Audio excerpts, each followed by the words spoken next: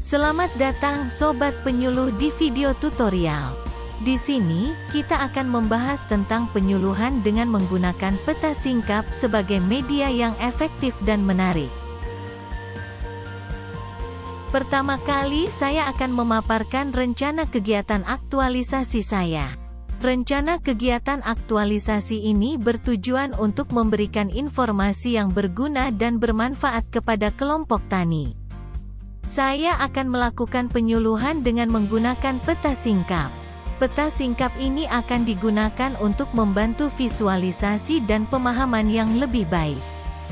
Tidak hanya itu, saya juga akan memberikan kesempatan kepada rekan kerja, koordinator BPP, dan koordinator KJF untuk memberikan masukan dan saran terkait rencana kegiatan. Tahap kedua adalah diskusi dengan koordinator BPP, Balai Penyuluhan Pertanian, tentang materi yang akan disampaikan dengan menggunakan peta singkap.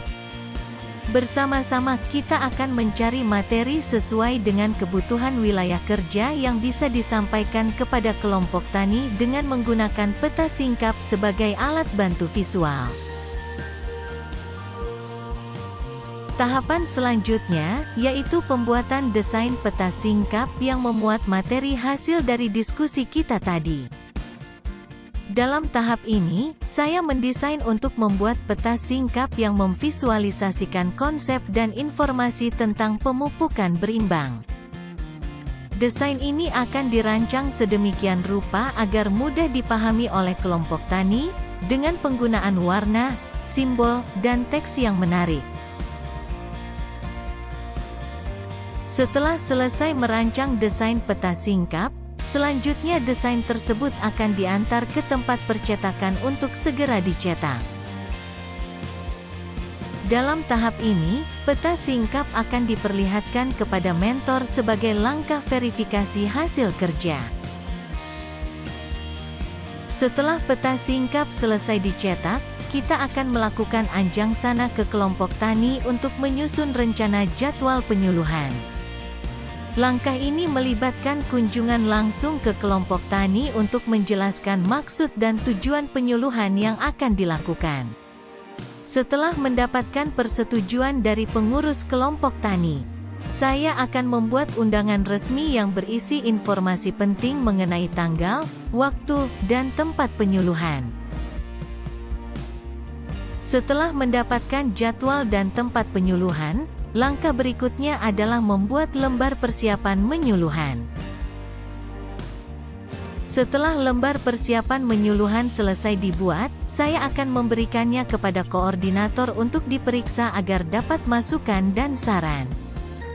Koordinator akan memastikan bahwa semua persiapan dan materi yang disediakan sesuai dengan pedoman dan kebutuhan kelompok tani. Tidak hanya itu, koordinator juga dapat memberikan masukan dan saran yang berharga untuk meningkatkan kualitas penyuluhan. Sudah tidak sabar kan? Yuk Sobat Penyuluh, langsung saja penyuluhan menggunakan peta singkap kita mulai.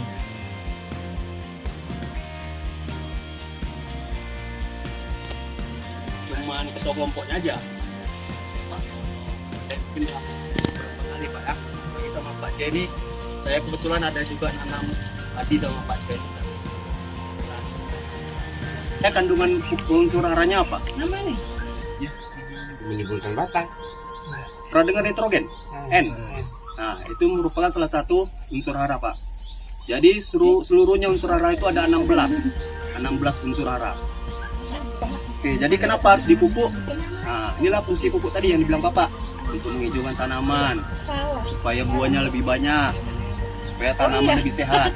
Makanya tanaman perlu dipupuk. Dikasihkan Pak ya, Pak Jen. Lanjut. Nah, inilah unsur hara yang tadi saya bilang. Jadi unsur hara itu merupakan kimia tertentu yang dibutuhkan tanaman dalam memenuhi keperluan fisiologisnya. Nah, jadi tanaman tadi ini memerlukan unsur hara tadi ini Pak. Ada 16 unsur hara. Ada jod A, ini pupuk juga. Ini ada apa lagi Pak? Ini pupuk tunggal. ACL. Dengan haranya apa Pak? Nah, kalium. Nah, kalium. Kita apa lagi, Pak?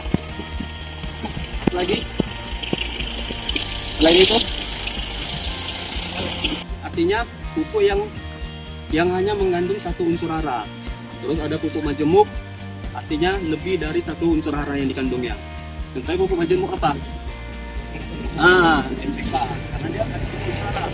Nitrogen, fosfor, kalium. NPK. Ada lagi apa lagi, Pak? NPK, FG kan biasa.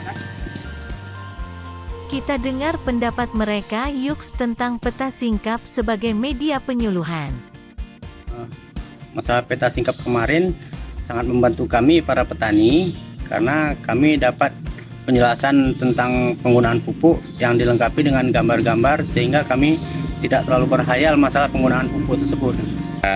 Dengan penggunaan peta singkap itu ya agak lumayan lah untuk mengingatkan kami lebih manfaat untuk ke depan lah.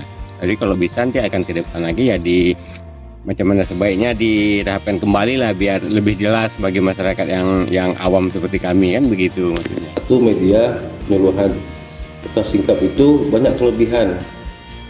Di salah satu kelebihannya itu dia mampu memberikan informasi dalam bentuk gambar dan penjelasan yang bisa langsung dilihat oleh petani.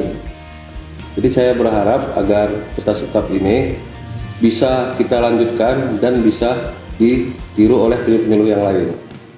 Singkap sangat membantu untuk media penyuluhan karena yang untuk kita menyampaikan ini itu kan kita masuk ke dalam pendidikan orang dewasa.